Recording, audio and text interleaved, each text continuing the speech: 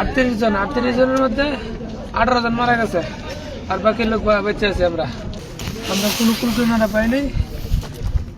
6 দিন 6 রাত আমরা শুধু রাউন্ড দিছি। রাউন্ড সাগর তো বিশাল বড়, আমরা কোনো কিছু পাই নাই, কোনো হেল্প পাই নাই। আমরা বাঙালি ছিলাম 38 জন। আজিজ দালাল বাড়ি সিলেট, এর ছিল 8 জন। 8 জনের মধ্যে 3 জন বেঁচে আছে, 5 জন মারা গেছে। আর জসিম দালালের ছিল 30 জন।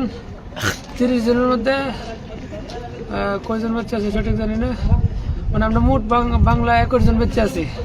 38 জনের মধ্যে 18 জন মারা গেছে আর বাকি লোক বেঁচে আছে। আমরা বাকি লোক বেঁচে আছি।